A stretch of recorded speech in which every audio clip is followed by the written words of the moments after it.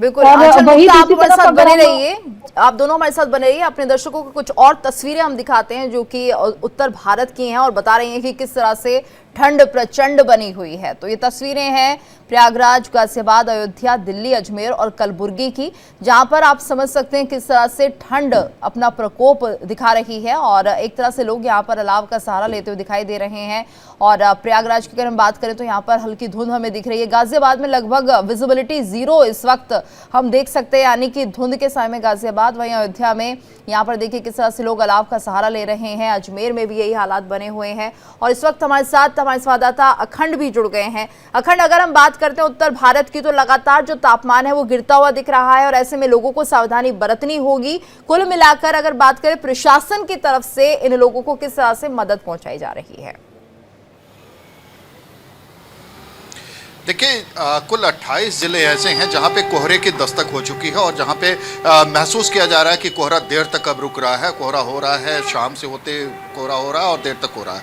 तो इन 28 ज़िलों में तापमान भी अगर देखा जाए, पूरे प्रदेश में तापमान में भी गिरावट आई है। आगरा में काफ़ी ज़्यादा तापमान में गिरावट दर्ज की गई है, 5 डिग्री सेल्सियस तक तापमान आ गया। इन सबको देखते हुए जो ठंड को लेकर मुख्यमंत्री योगी आदित्यनाथ ने पहले भी कुछ दिन पहले ही उन्होंने एक बैठक की थी और सभी जिलों के जिलाधिकारियों को और पुलिस प्रशासन के अधिकारियों को, जो नगर आयुक्त और इस तरीके से नगर निकायों के जो अध्यक्ष हैं, उनको संबोधित करते हुए उन्होंने एक हिदायत जारी की थी कि जो भी लोग हैं जो सड़कों पे रहने के लिए मजबूर हैं या खुले में रुकने के लिए मजबूर हैं, उन्हें खुले में न रुकने दिया जाए। उसके लिए जो आश्रय स्थल बनाए जाने थे वो आश्रय स्थल तैयार कर लिया जाए। अगर टेम्पोररी बनना है तो उसे भी बनाया जाए, उसे जल्द से जल्द तैयार कर लिया जाए। उसमें गर्माहट के लिए वहाँ पे हीटर का इंतजाम हो या अलाव का इंतजाम हो, इस तरीके के इंतजामात भी होने चाहिए। पानी की सुविधा हो, वहाँ पे आग की स्थिति ना होने पाए, ये भी ध्यान में रखा जाए। तो ये तमाम चीज़ों के एहतियात बरतने की बात कही जा रही थी और इसके अलावा कंबल वितरण के लिए भी उन्होंने कहा था। तो इसको लेके अगर देखा जाए तो इन तमाम जिलों में कंबल वितरण भी होना शुरू हो गया है। जिलाधिकारियों का जगह जगह से दौरा, देर रात दौरे के विजुअल आते हैं, उसमें एसडीएम होते हैं, उसमें तमाम जो सबऑर्डिनेट्स होते हैं वो भी अपने काम पे तत्पर दिखाई दे रहे हैं। तो अभी फिलहाल ये कहा जा सकता है कि चूंकि अभी उतनी ठंड नहीं आई है जिसको लेके बहुत ज़्यादा पैनिक हुआ जाए, लेकिन ये दस्तक ये एहसास दिला रही है कि बहुत ही जल्द, वो दिन दूर नहीं है जब बहुत ज़्यादा ठंड पड़नी है उत्तर प्रदेश में। तो उसके मद्देनज़र सारी तैयारियां मुकम्मल कर ली जाएं, तो वो तैयारियों के मुकम्मल करने की प्रक्रिया जो है वो आगे बढ़ती हुई ज़रूर दिखाई दे रही है। बिल्कुल अखंड। और अगर हम बात करते हैं यहाँ पर अस्पतालों की, क्योंकि देखते हैं कि जैसे मौसम में बदलाव आता है, या तो बुखार या सर्दी से ज़्यादा पीड़ित लोग दिखने लगते हैं, ऐसे में उनके लिए क्या कुछ व्यवस्थाएं की जा रही है? खासतौर से निमोनिया के जो पेशेंट होते हैं उनके लिए सर्दी ज़्यादा खतरनाक होती है।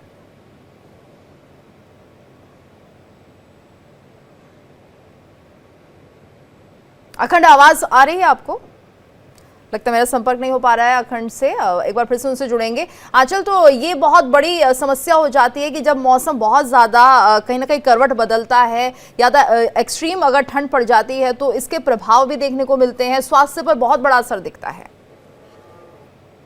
बिल्कुल, देखिए खास करके जो लोग बाहर काम करते हैं, जिनका डेली का रूटीन में ऑफिस जाने का काम है या आपके फील्ड वर्क है, उन लोगों को खास करके ठंड में सावधानी बरतने की जरूरत पड़ती है। क्योंकि हमने देखा है कि जब भी एक तरीके से बहुत ज्यादा कड़ाके की जब सर्दी पड़ती है तो बहुत सारे लोगों को बहुत दिक्कतों का सामना करना पड़ता है। उनको कोल्ड की समस्या हो जाती है, गले में खराश हो जाती है, इसके साथ ही फीवर, कफ और खांसी, इन सभी चीजों को, समस्याओं को लेकर देखिए उनको जूझना पड़ता है। अस्पतालों में हमने देखा है कि जैसे जैसे ठंड बढ़ती है तो देखिए कफ, खांसी और फीवर के जो मरीज है वो ज्यादा बढ़ जाते हैं। तो ऐसे में डॉक्टर भी लगातार ये कहते हैं कि जब भी आप घर से बाहर निकले तो एटलीस्ट अपने शरीर पे आप गर्म कपड़े पहने तो गले को कम से कम आप बचा के रखें, गर्म पानी का ज्यादा से ज्यादा इस्तेमाल करें, जिससे आपकी बॉडी जो है थोड़ी वार्म रहेगी।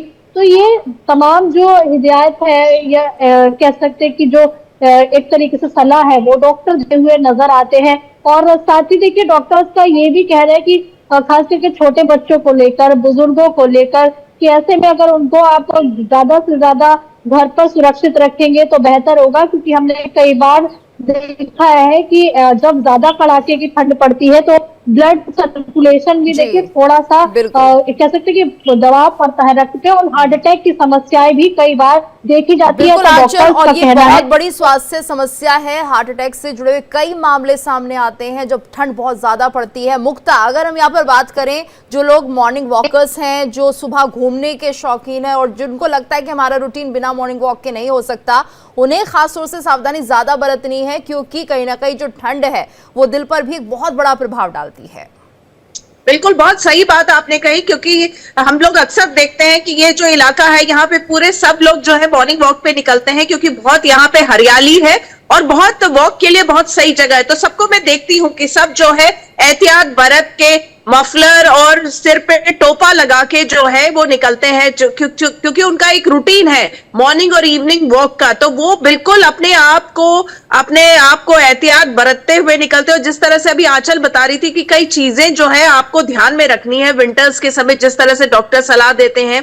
एक तो हो जो गर्म चीजों का, जैसे सूप के लिए अक्सर डॉक्टर हर वक्त कहते हैं कि खाने से ज्यादा अच्छा है कि आप सूप का सेवन सबसे ज्यादा करें, उससे आपको बहुत फायदा होगा। और रात में सोने से पहले गर्म दूध में चुटकी भर हल्दी डाल के आप उसको पी के सो जाएं, तो उससे आप जो है आपको बहुत फायदा होता। खास करके इस वक्त जिस तरह की कड़ाके की ठंड पड़ रही है, केवल मध्य प्रदेश में नहीं बाकी भी जगह पे जो जिस तरह की ठंड पड़ रही है, तो इस तरह से आप अपने आप को जो है बहुत सेफ रख सकते हैं ठंड के समय में। जी बिल्कुल। और ये देखिए, अखंड भी एक बार फिर से हमारे साथ जुड़ गए हैं। अखंड, तो मैं आपसे सवाल कर रही थी कि जिस तरह से हम देख रहे हैं कि जैसे सर्दी बढ़ती है और कहीं ना कहीं जो मरीज हैं उनकी संख्या में भी इजाफा होता है, खासतौर से बच्चे और बुजुर्ग जो कि ठंड से ज़्यादा पीड़ित हो जाते हैं, और ऐसे में उनके लिए प्रशासन की तरफ से, अस्पतालों की तरफ से क्या कुछ इंतजाम किए गए हैं, वहाँ क्या व्यवस्थाएं हैं?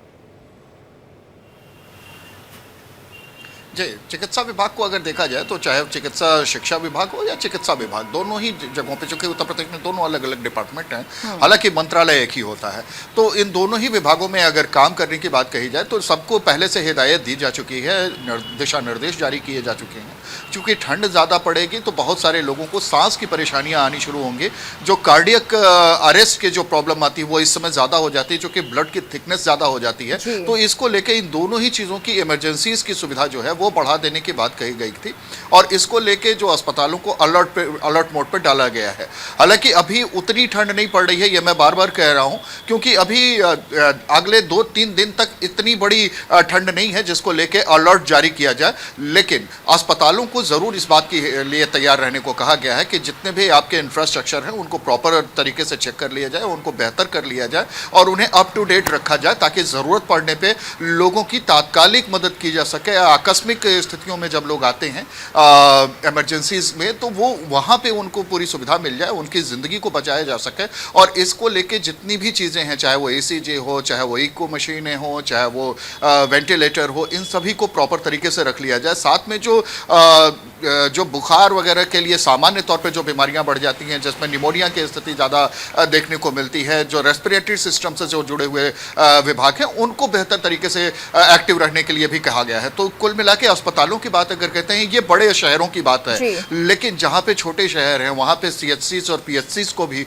उनको भी बेहतर तरीके से अपडेट रहने के लिए कहा गया है। कुछ बेड्स जो हैं वो खाली रखने के लिए कहा गया है कि ज़रूरत पड़ने पे तत्काल उनको मदद मिल सके, जो बीमार वहाँ पे आते हैं तो उनको तुरंत सहायता मिल सके, ऐसी भी बातें कही गई हैं। तो ये सारी तैयारियां तो चली रही हैं। इन सब के बीच में साफ सफाई और बाकी का जो कि इस समय कंडेंस हो जाता है पूरा एटमॉस्फेयर, तो उसकी वजह से सांस लेने में परेशानी ज़्यादा हो जाती है लोगों को, तो उसको लेके भी लोगों को जगह जगह साफ सफाई रखने की हिदायत भी साथ साथ दी जा रही है।